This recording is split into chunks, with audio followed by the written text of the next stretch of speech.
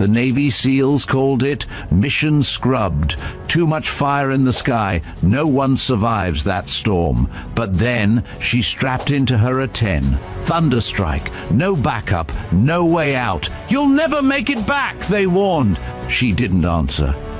The engines roared, and the Warthog dove head-on into the chaos. Flak lit the clouds like lightning, metal screamed. Every sane pilot would have turned away, but she carved a path straight through the hurricane, turning hell into her hunting ground. When the storm broke, the mission was done, and every man knew whose name owned it. This is Veteran Biker. Comment 1 if you're new, 2 if you've been with us, 3 if you ride with us every week. Like, subscribe, and stay to the end. They said Alpha 7 had already written their last words. Not with ink. With breath that came ragged over a broken channel from a place maps labeled with altitude but not mercy. The message was 8 seconds of grit and truth, enough to quiet an operations tent full of officers who had run out of answers. In those 8 seconds, a canyon earned its nickname, and 12 men made peace with the idea that no one was coming. You can feel when a room gives up. It's not dramatic.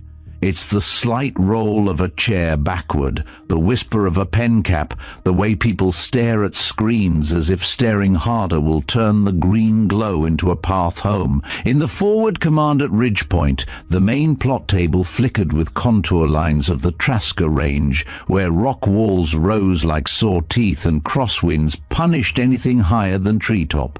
The locals called the cut that swallowed Alpha 7 Hades Gate, as if the mountain itself were a threshold you crossed only once. Ammo low, high ground lost, do not attempt extraction. That was the line that pinned the room to silence.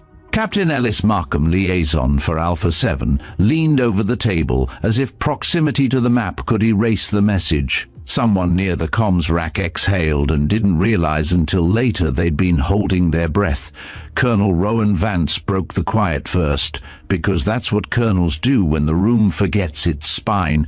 "We wait for night," he said, and the words didn't land like a plan so much as a confession. Low moon, rotor ingress below the ridge. Pray the mountain forgives a helicopter's noise. It would be hours, and everyone at the table knew hours were a luxury Alpha 7 did not have. No one wanted to say out loud what the topography already had. Any approach from above put metal in the sky where heat-seeking eyes were already watching. And any approach from the floor meant driving into a gauntlet the enemy had measured down to the step. Drones. The last 3 feeds showed nothing but jittering static where the canyon narrowed, like the Earth itself refused to be photographed. A junior analyst toggled layers, wind models, thermal maps, past flight paths that stopped dead at the same strangled bend. You could trace the history of failed ideas in dotted lines that never reached the creek bed where Alpha 7 had last transmitted. The analyst's knuckles had gone bloodless on the mouse. The room did what rooms do when a plan is too thin. It looked for permission to do nothing that felt like something. Colonel Vance kept his eyes on the map, but the muscle in his jaw told a different story. From the back of the tent, boots sounded on plywood, steady, unhurried, like the owner had already decided what the rest of the room hadn't. Major Rayna Cole didn't clear her throat or announce herself. She didn't need to. People made space without knowing they were moving. She stopped at the edge of the table, flight suit dusted from the hanger, sleeves rolled enough to show a scorched patch sewn there, a thunderbolt split through stamped metal, the kind of unit art crew chiefs made with fabric and stubbornness. It wasn't new. It had been to places that smelled like cordite and hot oil. "We're not waiting," she said. A few heads turned with the reflex that greets audacity. Markham squinted, as if recognition might appear if he stared hard enough. Vance lifted his gaze just enough to measure the voice. "Major Cole," he said, and he didn't ask how she'd slipped past the line of people who get to speak only after they're asked. "We've lost the sky in that canyon." Rayna didn't look at him yet. She traced a finger along the southern wall of the gorge, stopping just shy of a hairpin, the map labeled with a number and the ground called a grave. "You lost the sky at 400 feet, she said. "Stop thinking sky." The drone tech who'd been muttering earlier found his nerve. "You can't even see in there. Thermals ate the feed. It's a dead zone." "That's because you're trying to watch from above," she answered, voice even, not unkind. "It's not a picture that needs looking down at. It's a corridor you move through." Colonel Vance straightened, shoulders squaring under the weight of rank and consequences. "You're proposing a low pass through Hades Gate. I'm proposing we stop drawing dotted lines that quit before the problem." She tapped the map where the canyon throat constricted. "Under 200 feet on entry, south wall, you ride the shadow the mountain gives you, and the uplifts become handholds instead of punches." There was a scoff from the far side of the table, the kind that covers fear with familiarity. "That canyon chews aircraft," a comms sergeant said. "Fixed wing won't make the first bend." Rayner looked up then, eyes the color of a storm front when the first chilled wind runs through hot air. She didn't sell anything with them, she simply presented facts. "Kilo Pass, 3 winters ago," she said. "Different mountains, same problem. We lost the picture at the choke, and people on the ground bled because we trusted the scope more than the stone. I learned the wind by counting scrapes on my wingtips and made it back with 2 birds behind me who wouldn't have found the runway without a heartbeat to follow." She didn't wait for the room to clap. "Trasker is meaner." "Good. That means the enemy trusts the terrain to do the killing. They're lazy when they think gravity is on their side." Colonel Vance's hand rested on the table edge. Outside, somewhere beyond canvas and generator noise, you could hear a tug rolling a pallet. The base going about its business because business doesn't stop for the worst day of someone else's life. "If you clip rock at that height," he said quietly, "we write 2 sets of letters." "I know what letters look like," Rayner replied. "Not defensive, not melodramatic. I kept one folded in my locker for 8 years, so it would remind me not to send the real ones to someone else's home." A silence like the inside of a bell settled. The tent didn't breathe. Markham spoke because hope needs something to latch onto, and he recognized it when it walked in. "You truly know the wind in there?" "I don't know it yet," she said. "I'll learn it on the way." "Blind?" the drone tech said, almost triumphant. "Not blind," she corrected. "Just below your line of sight." Colonel Vance paced once, 3 steps and back, as if the air inside the walls had narrowed in sympathy with the canyon outside. "We have procedures," he said finally, to the room as much as to her. "We do not invent doctrine on the fly." Rayner nodded. "Understood." She slid a laminated marker from the table's edge and drew a thin arc hugging the southern contour. "So don't call it doctrine. Call it an exception you'll only need once if we do it right." The line she drew wasn't a flourish. It curved with the grain of rock as if her hand had listened to stone instead of contour numbers. Everyone leaned in, even the ones who had decided they were against this before she spoke. The map accepted the line as if it had been there since the first surveyor walked the ridges. "Major," Vance said, watching the ink dry like a decision, "you lose the aircraft." "I bring back the people," she said. "We lose you." She didn't look away. "Then you'll know the cost of waiting." The colonel let out a breath that wasn't exactly surrender. It was the sound of a man who understands which risks he owns and which ones never belong to him. He touched 2 fingers to the comms operator. "Get me tower. Tell them to clear a lane." Across the room someone dropped a pen. It clattered against the table leg, and the sound was absurdly loud for something so small. The drone tech stared at his feed as if the canyon might decide to reveal itself in apology. It didn't. Rayner turned without ceremony. Decisions worth anything rarely wait for applause. She stepped out into the white glare of late afternoon, canvas door flapping closed behind her. Heat lifted off the tarmac in waves, warping the horizon until mountains looked like ships pushing through fog. Hangar Bay 3 sat with its mouth open, and inside, crews moved the way good crews move, hands doing a dance that had been taught by long days and bad nights.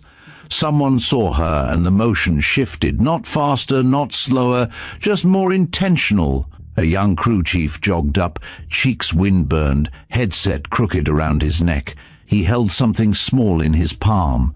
"Ma'am," he said, shifting his weight like he was suddenly unsure of the ritual for giving a gift that might matter. He turned his hand over. A fabric patch rested there, grey canvas stitched with a black bolt and the faint outline of a toothy snout. Shop art for the A-10's grin. Thunderstrike arced across the top in thread that had been pulled through and trimmed with a pocket knife. It wasn't pretty, it was perfect.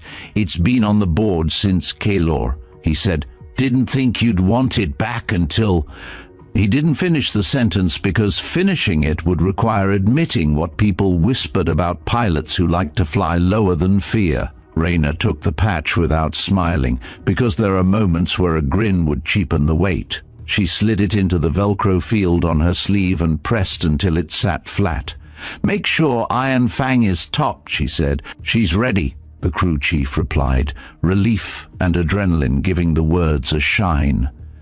Ammo loaded, hydraulics bled, countermeasures green. "We triple-checked the flares." "Flares won't matter where I'm going," she said, and he understood that wasn't bravado, just arithmetic. Iron Fang waited with her ladder down, a beast that looked squat and unglamorous until you saw how the metal had been welded for punishment. The A-10 doesn't beg to be admired, it dares you to underestimate it. Raina climbed without first looking back at the people who had put their fingerprints on her survival. In the cockpit, the world shrank to switches and indicators that had names you could trust. She ran hands across toggles the way pianists test keys on a stage they've earned. "Talon control, Thunderstrike 1, she said into the mic once the canopy sealed and the cockpit muffled the outside into a far hum. "Request immediate wheels up on Vector 2-1. Thunderstrike 1, Tower answered, voice clipped by professionalism and something like respect's older cousin. "Cleared for immediate. Godspeed." The engines wound from whine to purpose, and the hangar throat filled with a sound that takes years to learn how to love. The Warthog rolled, turned, took the center line like it had been drawn exactly for this set of tires. Raina eased the throttles forward until the aircraft committed with her. There's a moment when the nose lifts that even skeptics hold their breath, because flight is always a vote of confidence in physics. Iron Fang left the ground and the base seemed to pause, suspended between the way we normally do things and the way we do them when normal has failed. Back in the tent, Colonel Vance stood very still, as if motion might break whatever thin strand now connected their table to the canyon. Markham stared at the blank segment of screen where the drone feed had turned to noise. The analyst's hands hovered over the keyboard, reflex looking for a way to help that didn't exist. On the far wall, the clock ticked with a patience that felt like cruelty. Raina climbed just enough to see the line of the Traskas resolve into depth, then angled toward the seam where light fell away into stone. The headset carried a last murmur from the base, line checks, weather readouts, a controller clearing some transport to a distant runway as if nothing unusual was happening at all. Habit kept the world turning. Decision would bend it. "You don't think about being brave," the voiceover in your head says, "if you're the sort of person who narrates your worst choices to keep from looking down. You think about the next correct thing." Raina lowered her nose and let the range grow taller. She had been told once that mountains do not care. She had answered years later by learning how to read indifference like a language. Ahead, Hades' Gate narrowed into a cut barely wider than arrogance. Wind rolled up the southern wall in invisible fists. Somewhere past the first bend, Alpha 7 waited in the kind of shade that makes men bargain with gods they haven't spoken to since childhood. The radio remained dead. The drone picture showed nothing. If you wanted to know what lived inside that stone, you had to go ask it yourself. She breathed once, the way you do before diving under a breaker. Below radar isn't a number, it's an attitude. Raina slid Iron Fang down until the altimeter told a story that made sense to no one but the machine and the pilot who trusted it. The ridgeline rose, the sky surrendered. The world reduced to a corridor carved by time and now claimed for a different kind of passage. Behind her, the base shrank into a line. Ahead, the first turn of the canyon opened its mouth. In the tent, someone whispered without meaning to, as if words could hitch a ride on radio static and make it through rock. No one corrected him. "You don't scold prayers." Raina set her jaw, not in defiance but in agreement with gravity. The throttle answered. Iron Fang leaned into the dark slit in the mountains. If thunder had a direction, it pointed there. And in the space between cliff and wing, where air stacked and tumbled, where numbers betrayed and hands remembered, a single decision became a path that could carry 12 men home. The canyon accepted her, or maybe it didn't. Maybe it tried to spit her out and she flattened herself against the one line that would hold. Either way, Hades' Gate had something inside it now that it had not accounted for. A pilot who refused to ask permission from stone. The first bend took her into shadows so complete it felt like the sun had been switched off. Air churned against the fuselage, rising in sharp pockets that tried to lift one wing while dragging the other down. Raina adjusted with pressure on the stick so precise it could have been mistaken for instinct. This was the part of flight that manuals treated like myth, where readings faltered and you navigated by the feel of how the machine breathed. On the ridge above, figures moved, silhouettes against thin strips of sky. They had the advantage of height, but no line of sight on a bird hugging the cliffside. She could almost imagine their confusion, hearing only the echo of her turbines ricocheting in strange directions, never pointing to her true position. It was the kind of uncertainty she intended to turn into fear before the day was done. Behind her, Iron Fang's engines held steady, the hum threaded with a low vibration from the strain of the tight maneuvers. She scanned for thermal blooms between outcrops, quick flashes of heat that betrayed a fighter shifting his stance or the glint of a weapons tube angled toward the canyon floor. Every sighting was another knot in the rope tightening around Alpha 7. The comms crackled faintly, a hint of voice swallowed by interference. She caught fragments, ridge, contact, pinned.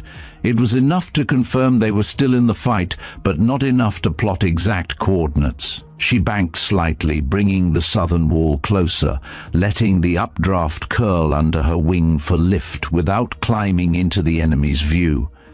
Every foot of elevation here was a gamble she wasn't willing to take. Through the HUD's flicker, the topography ahead rolled toward a second choke point.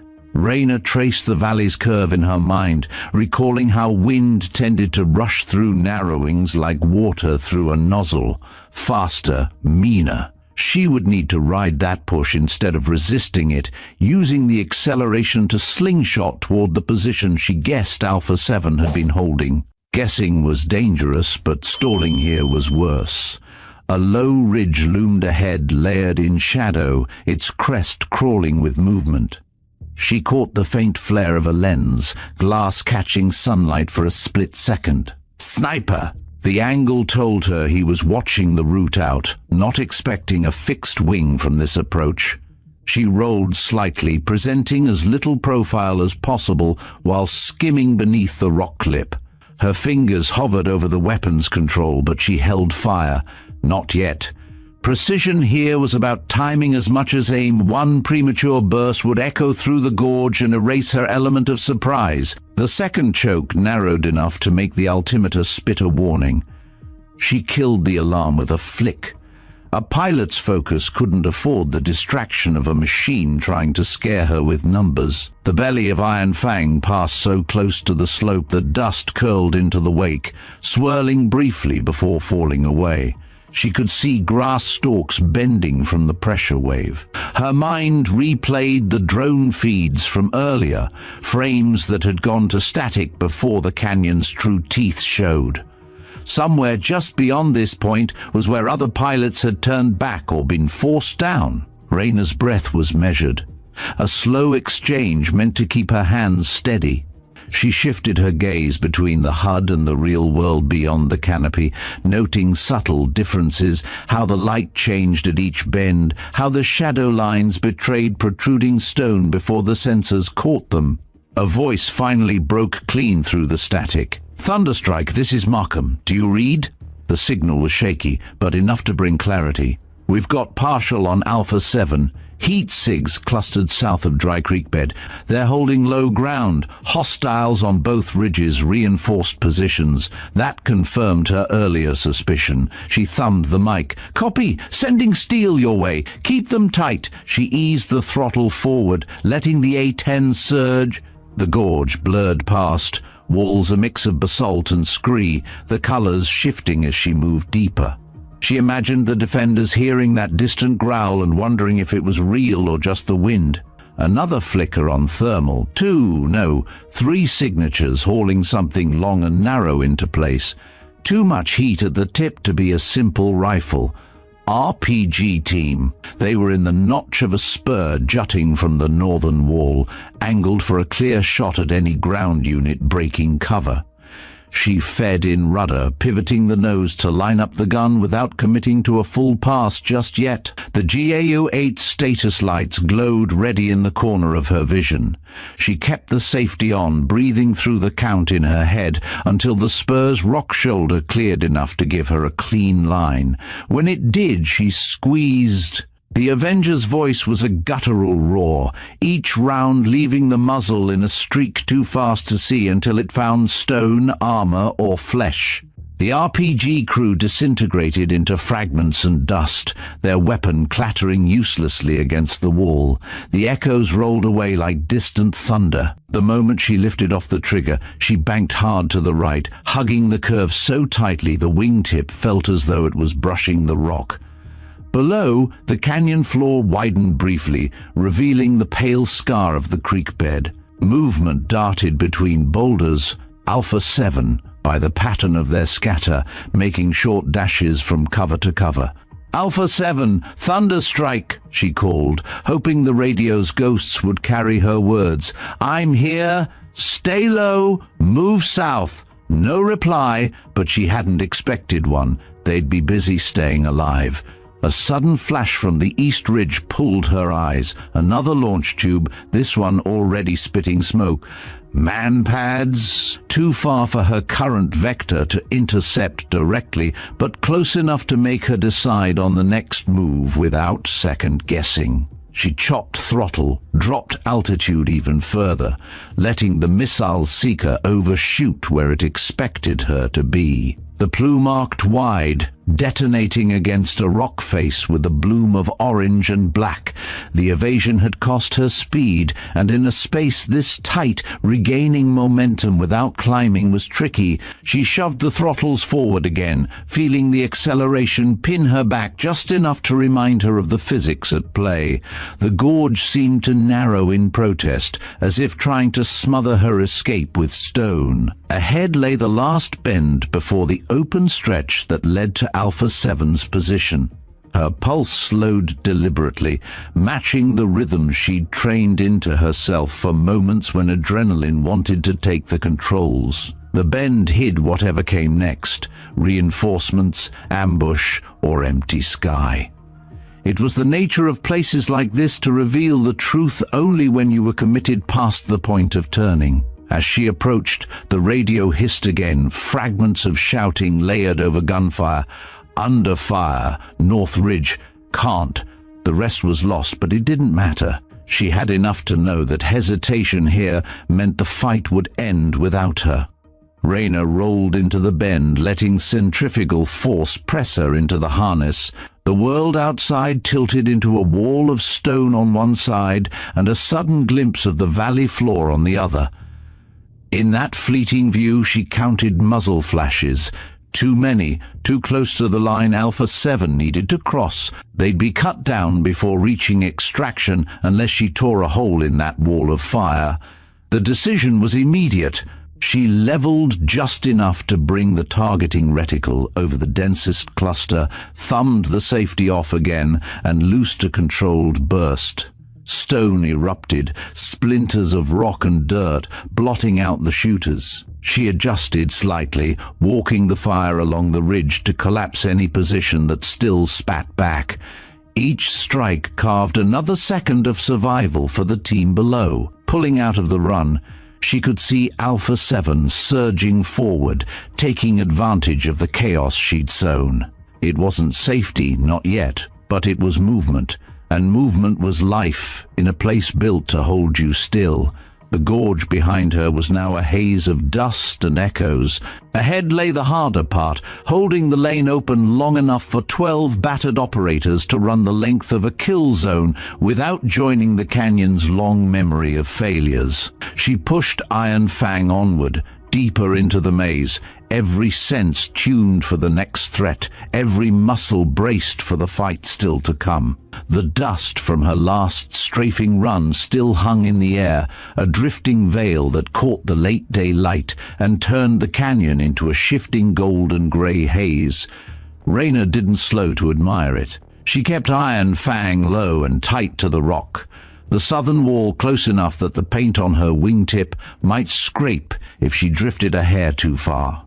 Every second she stayed this deep meant more chances for the enemy to guess her rhythm, more opportunities for them to adapt. She had to stay unpredictable. On her left, a thin seam of shadow ran down the cliff face, a vertical fault line she used as a visual guide.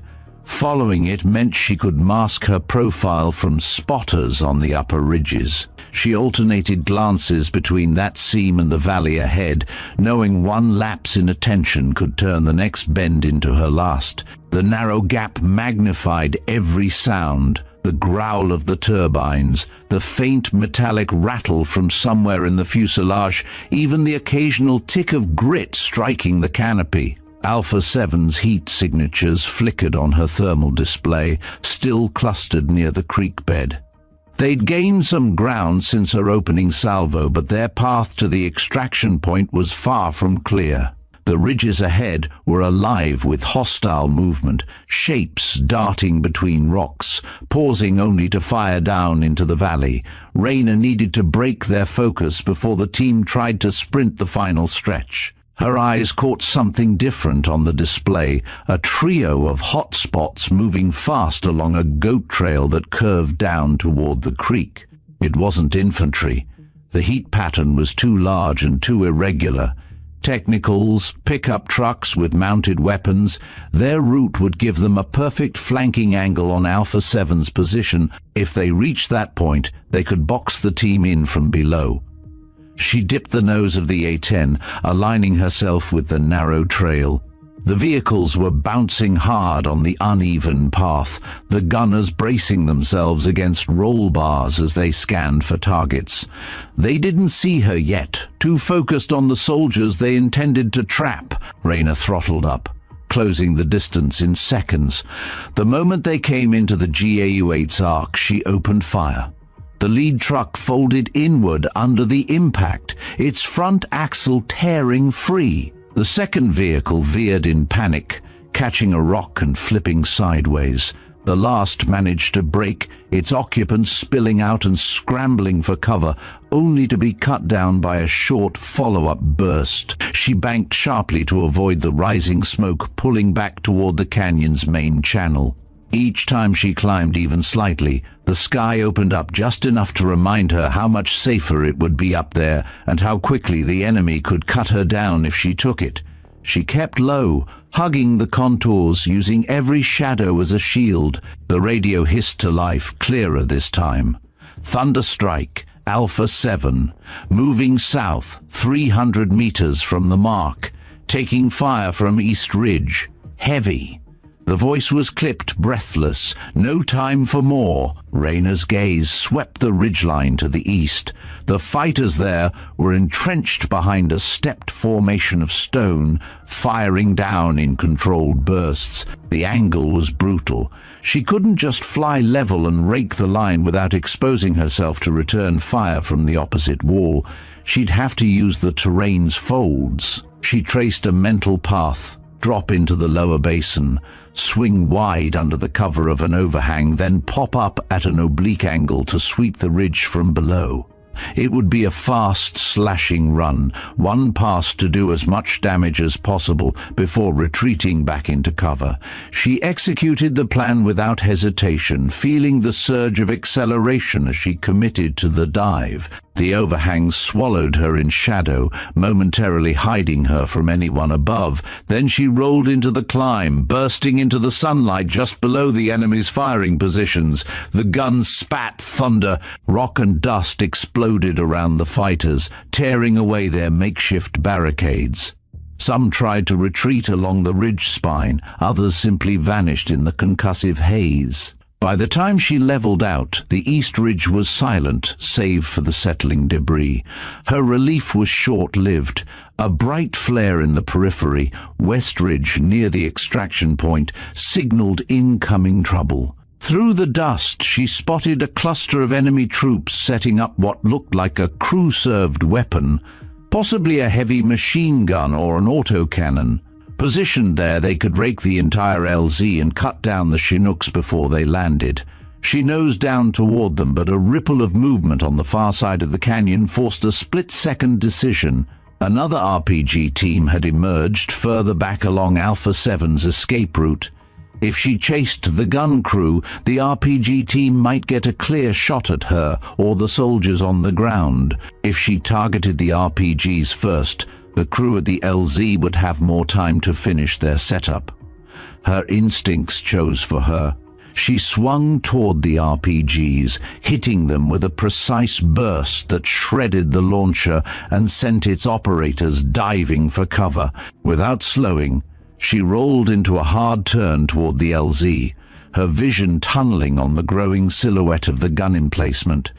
They'd already braced the weapon on its tripod, the loader feeding a belt of ammunition into the receiver. She fired before they could test their aim. The rounds tore through the position, the weapon flipping backward in a shower of sparks. A few survivors tried to scatter downslope, but she tracked them with short, measured bursts until they were no longer a threat.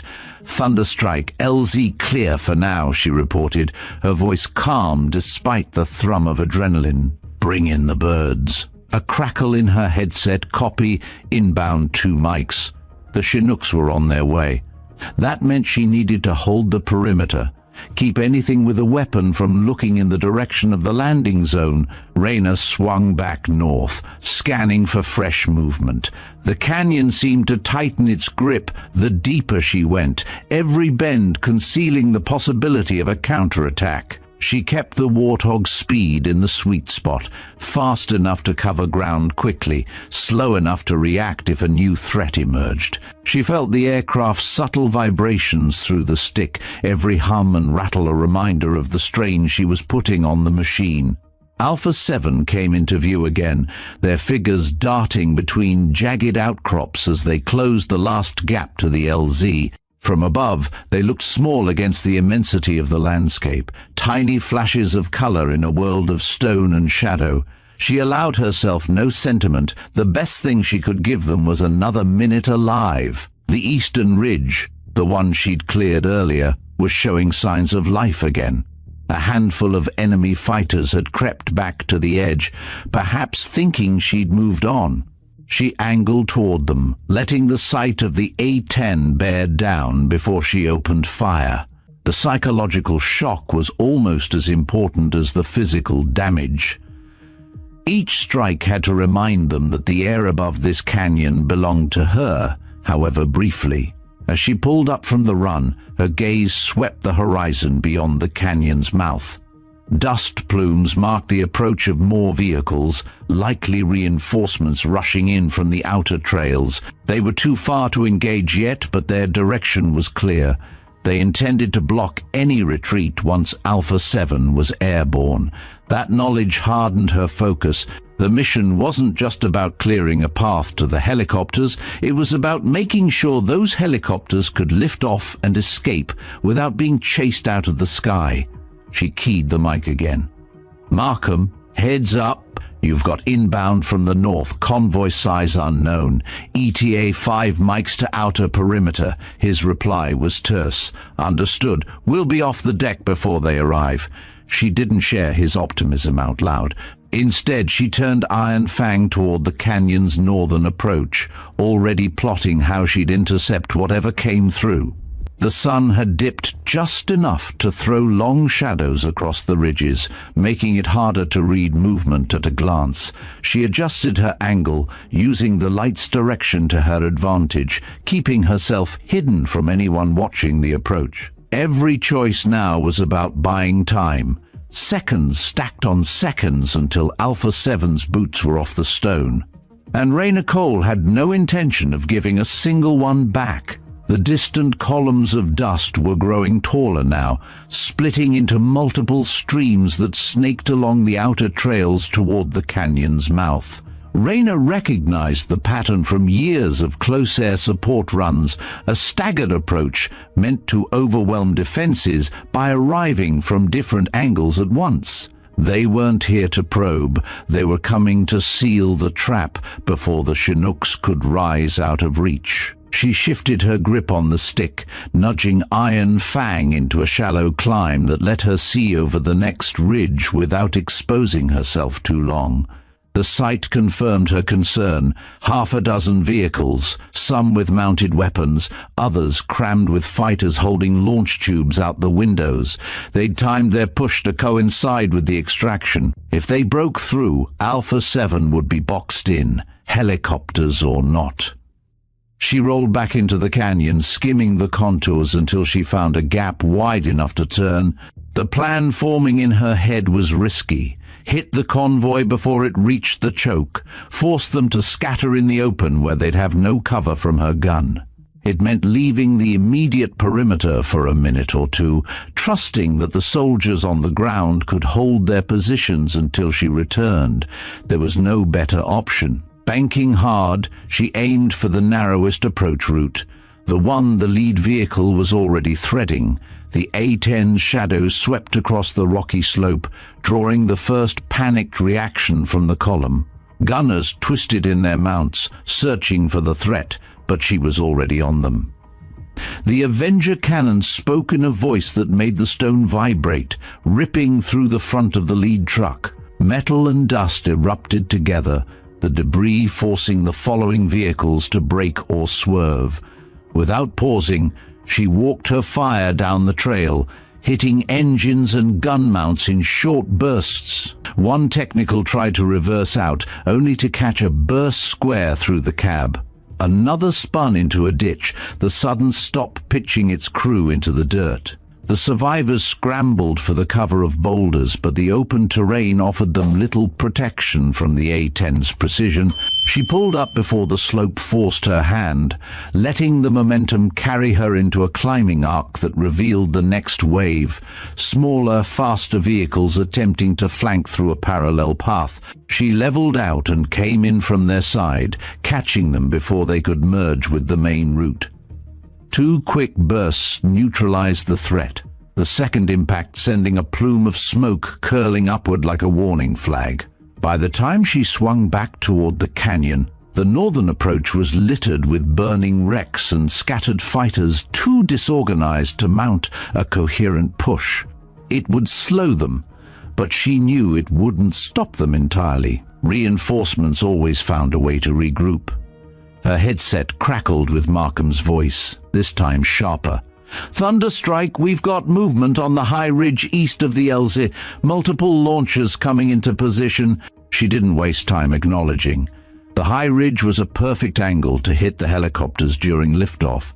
She dove back into the canyon's shadow, engines howling as she pushed the Warthog toward the coordinates in her head. The terrain tightened again, forcing her to weave through rock spines before she could line up a shot. The fighters on the ridge were quick. They'd already set up several tubes, their spotters scanning the sky, but they hadn't accounted for her approach from below the horizon. She rose into view with no warning, the GAU-8 roaring to life. The first pass shredded 2 launcher teams, scattering the rest into frantic retreat. She looped for a second strike, targeting the weapons left abandoned. Each was chewed apart until it posed no danger. From her altitude, she caught a glimpse of the extraction zone. The Chinooks were just setting down, rotors kicking up violent spirals of dust that blurred the scene. Alpha 7 emerged through that haze, their movement purposeful despite the chaos. They were close, too close for comfort, to the moment where they'd be most vulnerable. Rayna angled to put herself between the LZ and any possible firing line.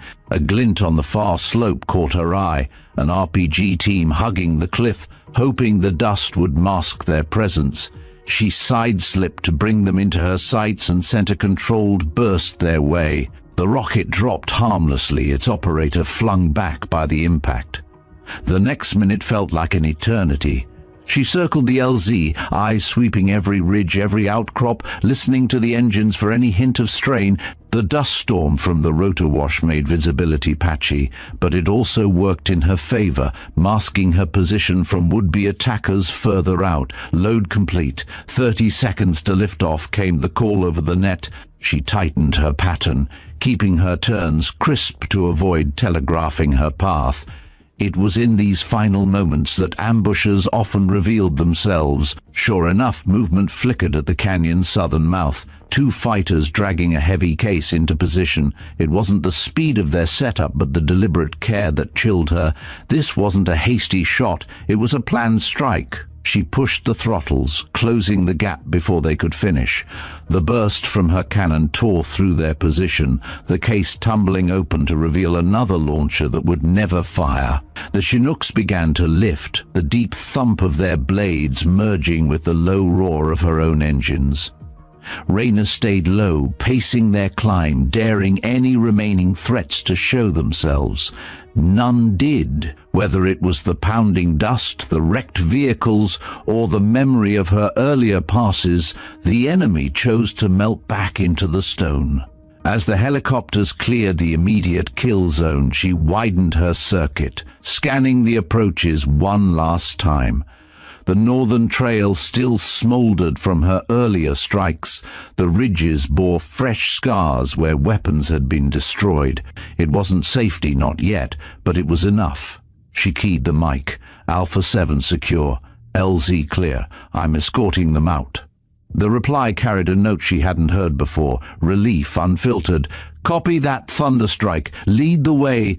She nosed Iron Fang toward the canyon's open edge, her eyes still moving, still searching. The mission wasn't over until the last of them was beyond the reach of these walls. The Chinooks clawed their way upward, rotors straining in the thin canyon air. Rayna kept Iron Fang just ahead of their flight path, sliding across the mouth of the gorge like a steel curtain. The sun's angle cast the lower ridges into deep contrast, making every rock shadow look like it might hide a gunner. She couldn't assume the fight was finished, not with so much ground between them and the open plateau. Her gaze cut toward the western slope. A trail there, barely visible from above, curved in toward their projected route. Dust rising from its far end told her someone was moving fast. She rolled the A-10 into a descending turn, angling to intercept before whatever was coming could crest into range. The HUD began to flicker from the tight maneuver, but she ignored it, trusting the feel of the stick and the rumble under her boots. As she closed, shapes took form. 3 motorbikes weaving through the rocks, each rider with a slung launcher. They were light, fast, and could vanish into cover before the helicopters even spotted them. Rayna didn't give them the chance. She let the nose drop and tapped the trigger in short, lethal bursts. The first bike cartwheeled into the slope, the second slid sideways into a boulder, its rider tumbling out of sight. The third tried to dart under an overhang, but she curved her fire just enough to catch it before it disappeared. The debris still hung in the air when a new call crackled in her ear. Convoy regrouping north side, possible push to intercept at egress point. The enemy wasn't done. Even battered, they were trying to box the team in one last time. Rayna pulled back into formation with the Chinooks, scanning ahead. The terrain beyond the canyon narrowed again before opening to the rolling flats.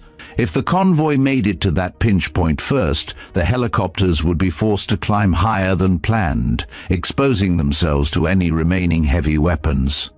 She throttled forward, breaking ahead of the escort pattern. The air flattened against the canopy as she pushed the Warthog into a sprint. Soon the pinch came into view, a shallow saddle between two ridges, littered with outcrops that could conceal men or mounted guns. Through the haze, she caught the glint of metal, vehicles easing into position. Too far for ground fire yet, but not for long.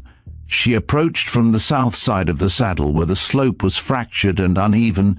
Dropping low, she used the terrain as a mask until she was almost level with the enemy's flank.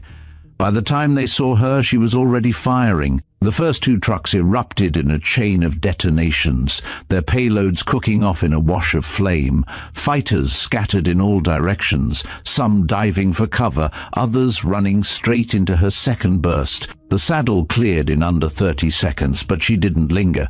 Banking hard, she swept the opposite ridge, looking for any team that might still be in position. A small crew scrambled along the rocks with what looked like another launcher case. She made a quick pass, shredding the weapon before they could assemble it. With the bottleneck neutralized, she swung back toward the extraction flight. The Chinooks were closing fast, their heavy silhouettes framed against the widening sky beyond the canyon's edge.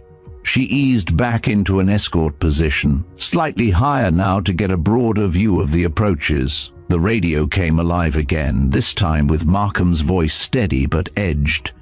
"Thunderstrike, you're clear to peel off once we're past Ridge 4. We'll take it from there." She didn't answer immediately, eyes still sweeping the terrain.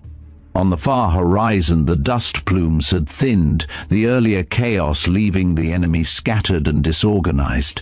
But she knew better than to relax too soon. Only when the last ridgeline slid beneath them, the valley falling away into open land, did she allow herself a measured breath.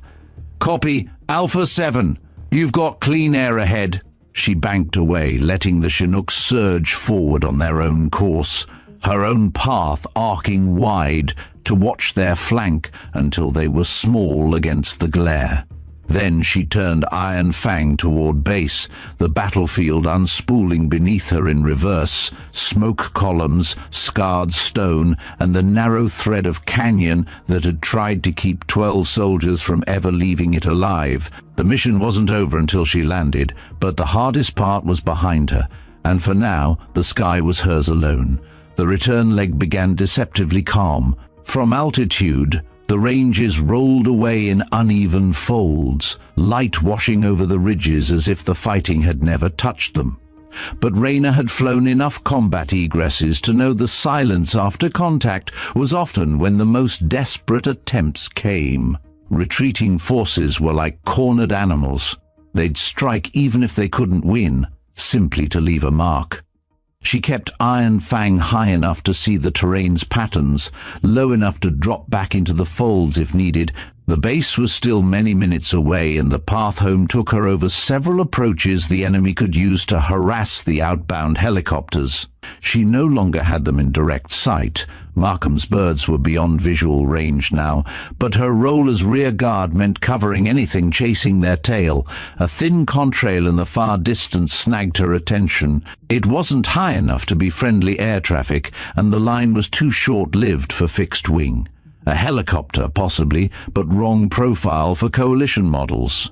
She nosed down for a closer look. Through the haze, a twin-rotor silhouette resolved.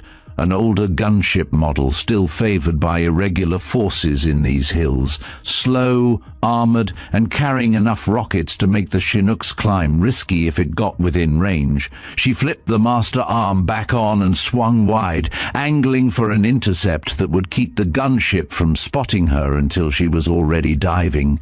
Closing from above, she let the Warthog's bulk cast its shadow only in the final seconds. The cannon tore into the fuselage with surgical precision, and the rotors sheared apart in a violent shudder.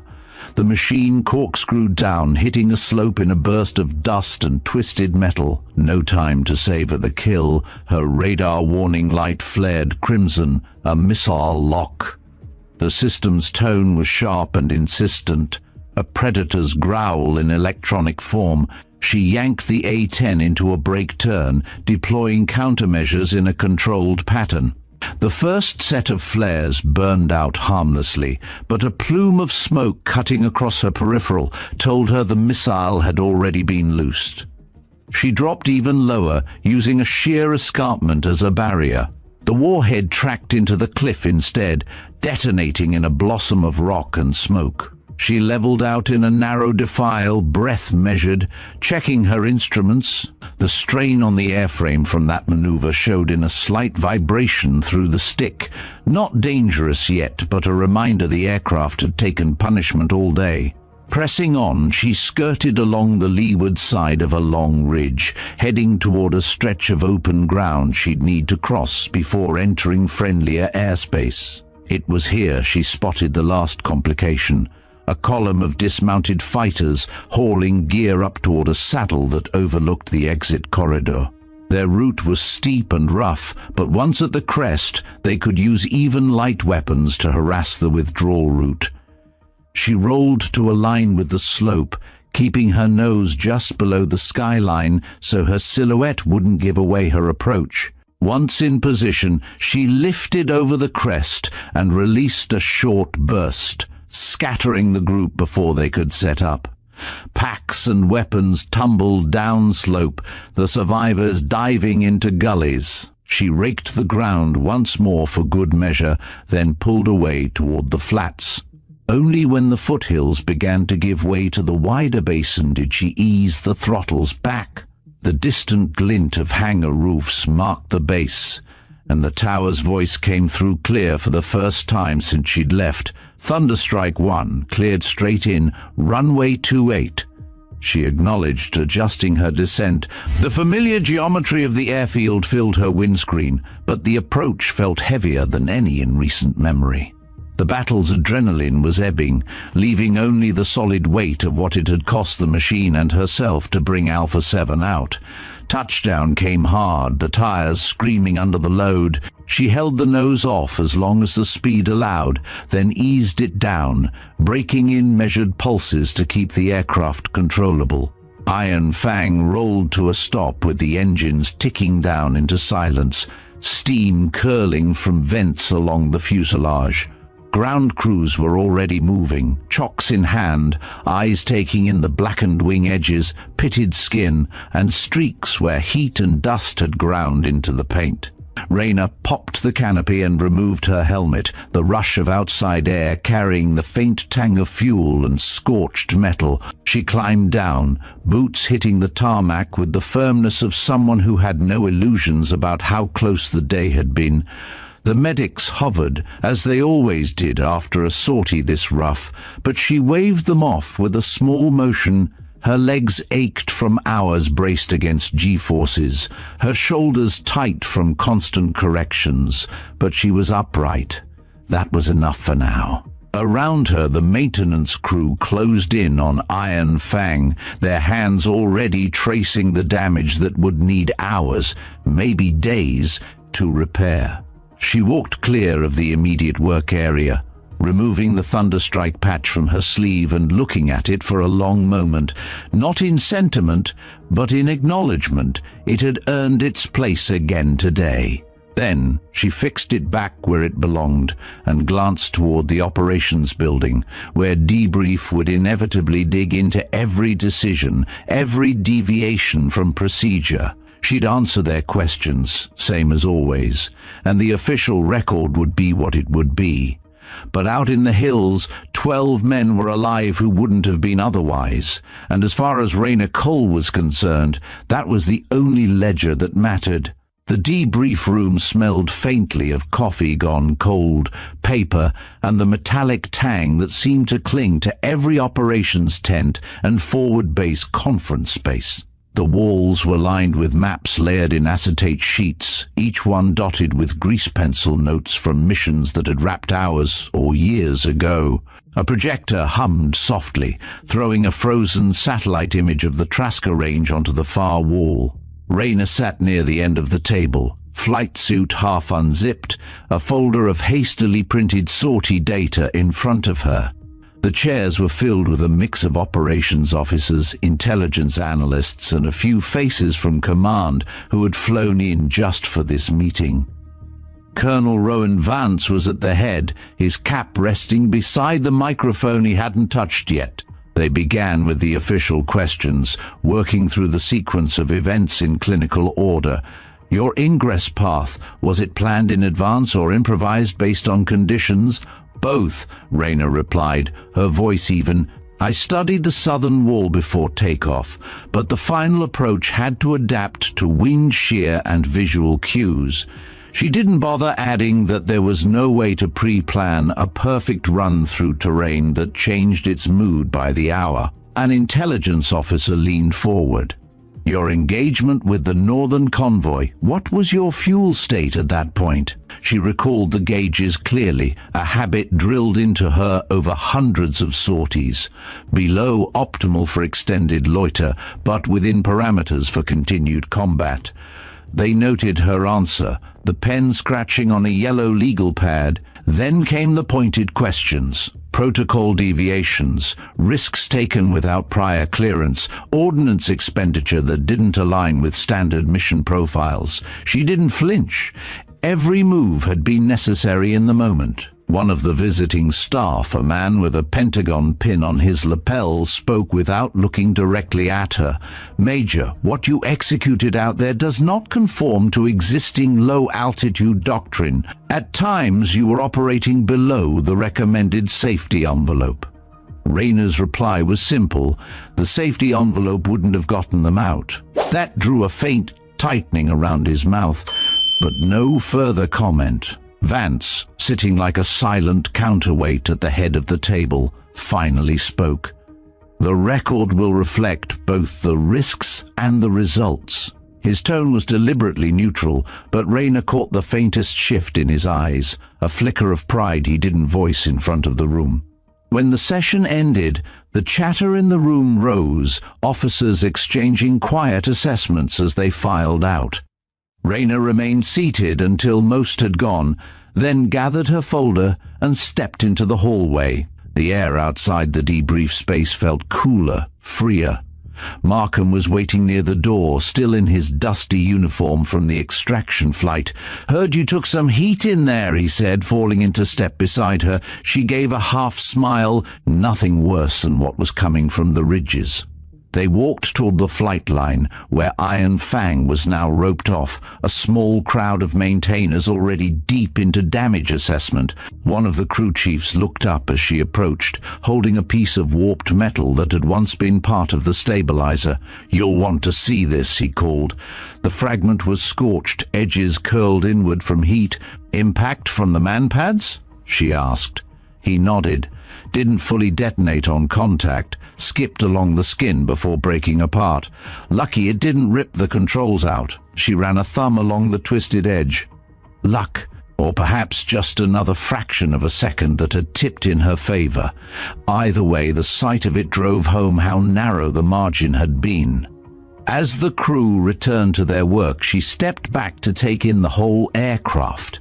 The A-10 looked battered but not beaten, its paint dulled under a thin coat of canyon dust. Each scar was a sentence in the day's story, and she could read them like lines in a familiar book. By evening, the base had settled into its slower rhythm. Rayna found herself in the mess hall, seated across from Vance at a corner table. The colonel stirred his coffee without drinking it, Pentagon will want to review your after-action in detail, he said.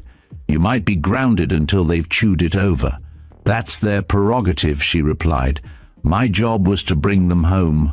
He set the spoon down, leaning forward slightly. You did more than that. You set a precedent, whether they like it or not. The words hung between them, unadorned. She didn't need a commendation. The fact that Alpha 7 was sleeping in their bunks instead of lying silent in the canyon was enough. Later, in her quarters, she powered on the small desk monitor. Already someone had uploaded helmet cam footage from the extraction. Grainy video showed the warthog knifing between cliffs, cannon blazing, the image shaking with every burst. The comments were a mix of awe and disbelief, viewers trying to reconcile what they were seeing with the rules they'd been taught about air combat. She clicked it off. Let them talk. The people who needed to understand already did. Before sleeping, she laid the Thunderstrike patch on the nightstand. It wasn't superstition. It was a reminder that call signs weren't just handed out. They were earned, and sometimes re-earned. Today had been one of those days. The next morning brought a formal summons. Not from base command, but from a liaison to an advanced training program that had been quietly assembling for months. The idea was to develop a cadre of pilots capable of extreme low-level operations in environments considered no-fly by current doctrine. We want you as an instructor, the liaison said, sliding a sealed folder across the table. Real terrain, real stress, no simulators unless you request them. You'd have your pick of the candidates. Rayner studied the folder without opening it. And if I say no? He gave a small shrug. Then we'll keep flying the way we always have. But you've proven there's another way. It wasn't a decision she needed to sleep on. When do I start? A slow smile crossed his face. 3 weeks. That should give your bird enough time in the hangar to be jealous. When she stepped outside, the flight line was bathed in the pale light of early day. Iron Fang sat in the open, panels removed, tools glinting as the crew worked. She walked past, laying a hand briefly on the side of the fuselage. We're not done yet, she murmured. Somewhere beyond the perimeter fence, the Trasker range was quiet again. But it wouldn't stay that way forever. And when the call came, she intended to be ready. Whether it was to lead the next sortie herself or to send another pilot into the storm she had learned to call home. 3 weeks later, the air over the training range shimmered with heat, and the smell of jet fuel carried on the wind like an unspoken promise. Rayner Cole stood at the edge of the tarmac, helmet tucked under one arm, watching the incoming line of aircraft glide toward the apron. These weren't frontline combat birds, yet. They were clean, freshly serviced A-10Cs pulled from different squadrons, each assigned to a pilot handpicked for this new program. The candidates stepped down from their cockpits with the energy of people who thought they knew what they were in for. Some were seasoned in conventional KS work, others were younger, fresh from weapons school with hours of simulator time under their belts. None of them had flown into a place like Hades Gate, and that was the point. "Major Cole?" one of them asked as they approached, tall and broad-shouldered, his visor still pushed high on his helmet. "You're the one running this circus?" She let the faintest smirk show. "If it feels like a circus, you're doing it wrong. Out here, you learn to make the terrain work for you, or it will decide how you leave." The briefing room was bare except for a wall-sized relief map of the range. Rayner didn't bother with a slide deck. She pointed to a jagged section of ridges and valleys. "This is where you'll be earning your hours. It's smaller than what I worked in overseas, but the principles are the same. Variable wind, false lines of sight, choke points you can't see until you're in them. If you stay inside the numbers on your instruments, you'll fail. If you ignore them completely, you'll meet the ridge up close. Your job is to fly in the space between those two mistakes." Hands went up. "What altitude limits? Weapons load? How do we avoid wake turbulence in formation at that height?" She answered each with the precision of someone who'd learned the hard way, emphasizing adaptability over rote procedure. No one's grading you on a checklist here. We're measuring survival and effect on target. You can't have one without the other. The first flights were deliberately uneventful. Short runs through the easier gullies, forcing the pilots to read wind shifts by watching how the scrub trees bent, how dust plumes twisted off the slopes. Rayner led the formation at a measured pace, her voice calm over the net, pointing out landmarks and hazards as they appeared.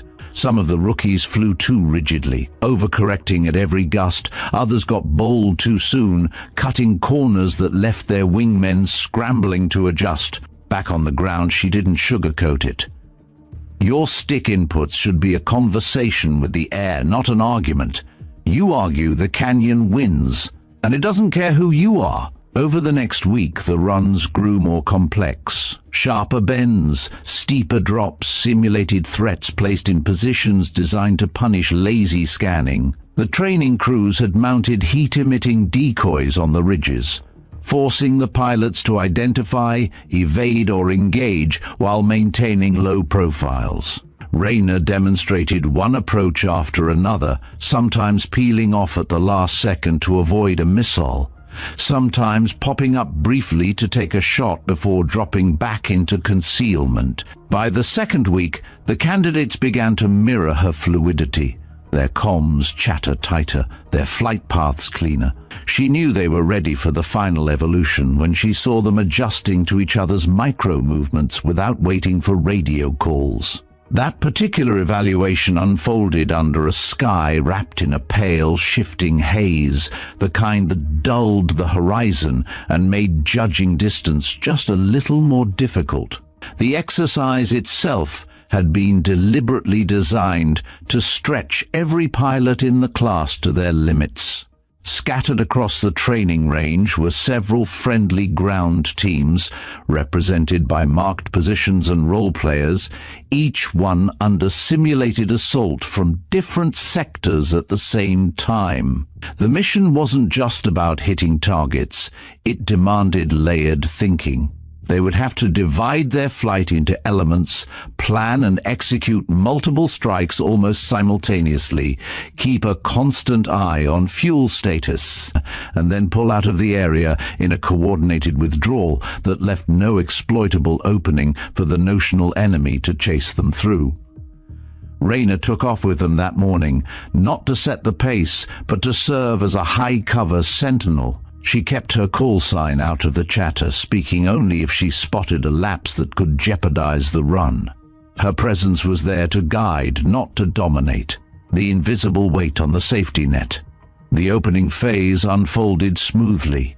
In carefully timed pairs, the warthogs cut through the first set of canyons, hugging the terrain so closely that from the ground they would have looked like streaks of shadow against the rock. Each team rolled into their attack passes with practiced precision, hammering the mock hostile positions before disappearing again into concealment, their profiles fleeting blurs on the range cameras. Then the weather turned. Midway through the sequence, an unplanned shift in the wind swept crosswise through one of the primary ingress routes. The gusts rolled down the slope at just the wrong moment, pushing a less experienced element higher than intended. That extra altitude put them directly into the line of sight for a simulated infrared tracking system hidden along the ridge. In a real fight, it would have been a missile lock. Rayner's voice cut through the net, crisp and unhesitating. "Break left, get down now!" "Hug the wall." The pair reacted instantly, banking hard and dropping altitude until they were skimming the shadowed side of the gully. Using the rock face as cover, they slipped out of the tracker's envelope and re-emerged on the far side without another hit recorded. By the time all flights converged on the designated extraction zone, the tempo in every cockpit had shifted. Even over the radio, their breathing carried that subtle edge, heavier, faster, born of close calls and tight maneuvers. In the control tent, the scoreboards lit green across the board. Objectives achieved, simulated casualties few. It was, on paper, a pass. But every pilot in that lineup understood just how narrow the margin had been and how quickly the result could have tipped the other way. After the final sortie, the class gathered in the hangar. The smell of jet exhaust lingered in their clothes, a reminder that they'd been down where mistakes are measured in seconds.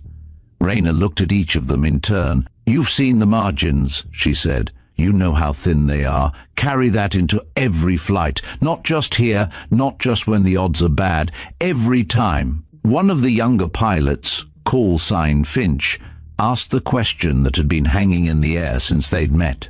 "Ma'am, what made you take that canyon run in the first place? Everything we've been taught says you shouldn't." She didn't answer right away, letting the hum of cooling engines fill the space, because someone had to. And when you're that someone, you don't measure the drop, you measure what's waiting if you don't take it. The room was quiet after that, the kind of silence that means the point has landed deeper than any checklist could. In the months that followed, word about the program spread quietly through the community. Pilots rotated in and out, each leaving sharper than they arrived. Some would later send messages from deployments, short notes describing missions where the training had made the difference between extraction and loss. For Raina, the work didn't feel like a victory lap. It was simply the next necessary thing. Between classes, she still flew solo profiles through the range, refining her own techniques, testing the limits of both machine and mind. Iron Fang returned to full health, every panel restored, but the faint discolorations in the metal near the wing roots remained. A reminder of the day they'd both gone further than expected. Now and then, she'd catch news feeds showing the faces of Alpha 7 at other operations, alive and in the fight. They never sent public thanks, and she never asked for it. The fact that they were still out there was enough. On a late afternoon, when the light turned the ridges bronze, she taxied Iron Fang to the line after another training run. Shutting down the engines, she looked across the airfield toward the horizon. The Trasker range lay far beyond sight, but in her mind she could still trace every bend of Hades Gate, every shift of wind along its walls. She removed the Thunderstrike patch and turned it once in her palm before pressing it back onto her sleeve, not as ceremony, just as confirmation. The call sign wasn't about one mission or one pilot. It was about the choice to go where no one else would, and to bring others through with you. Somewhere, sometime soon, another call would come, and when it did, she'd be ready to answer. Not because it was safe, not because it was certain, but because there are moments when the only way forward is to fly straight into the storm and make the sky yours again. When the dust finally settled over the range and the last echoes of engine noise faded into the quiet, the lesson remained. What had begun as another training cycle had turned into something far more telling, a reminder that skill alone isn't enough. It takes judgment, adaptability, and the will to act when hesitation could cost everything. For Raina Cole, that truth wasn't new. She had carried it with her through the Trasker range, through the narrow cut of Hades Gate, and back again. But now she had passed it on. Each of those pilots, whether fresh-faced or seasoned, had faced moments in the exercise where instinct clashed with procedure, where the safer choice might have left a gap for the enemy to exploit. And each time, they found a way to close that gap. She knew they would carry that experience into the field. Some would fly combat sorties before the year was out. Others would return to their home units as the one pilot in the room who could speak with first-hand authority about what it means to fly below the envelope, to make the terrain your ally instead of your obstacle. Quietly, that influence would spread, flight by flight, mission by mission, until it became part of the fabric of how these crews thought about their role. Back on the flight line, Iron Fang sat cooling in the fading light. The maintenance crews moved around her like a pit team, checking every panel and seam after the day's evolutions. The aircraft had become as much a part of the program's identity as its lead instructor, both marked by experience, both built for endurance over glamour. Raina paused before climbing down from the cockpit after her final post-sortie check. From here, she could see the hangars lined up like sentinels, the wind tugging at the flags along the perimeter fence, and beyond that, the long stretch of open sky that had been her domain for so long. There was satisfaction in knowing the next generation was ready to take their place there, but there was also the unshakable understanding that readiness was temporary. Combat has a way of asking questions no training can fully anticipate. That was why she would keep flying, keep instructing, keep refining the edge. This program wasn't about creating carbon copies of her. It was about giving each pilot the tools to become the person who could make the hard call when the moment came, whether that meant diving into a canyon under fire or holding position against every instinct to move. She gathered her gear and walked the length of the tarmac toward the operations building. Inside, the day's data was already being archived, video footage tagged, and instructor notes filed for review. Somewhere down the hall, laughter rose from a group of pilots unwinding after the debrief, their energy lighter now that the pressure was off. That was good. They'd earned a night to breathe. Tomorrow the work would begin again. Different weather, different threats, new wrinkles in the plan to force adaptation. The repetition wasn't about chasing perfection. It was about making adaptability second nature. As she reached her quarters, Raina removed the Thunderstrike patch and set it on the table beside the neatly folded flight suit. Outside, the sun dipped low, staining the horizon in red and gold. She stood for a moment at the window, watching the light fade over the distant ridges. Somewhere out there, beyond the training grounds and the safety of controlled scenarios, another mission would someday demand the same resolve she had found in herself over those mountains. When that call came, for her or for one of the pilots she had trained, she wanted them to remember exactly what she had told them on the first day. The storm doesn't ask if you're ready. You just fly into it and make it yours. This is Veteran Biker. Thank you for staying with this story to the very end. If it's left you with something to think about, or if you've got your own perspective on what it takes to step into the fire, I'd like to hear it. Share it in the comments below. And if you want more stories of the people who face the impossible and come back with their own sky, make sure you're subscribed. There are more missions, more voices, and more lessons waiting just over the horizon. Stay with us, and we'll bring them to you.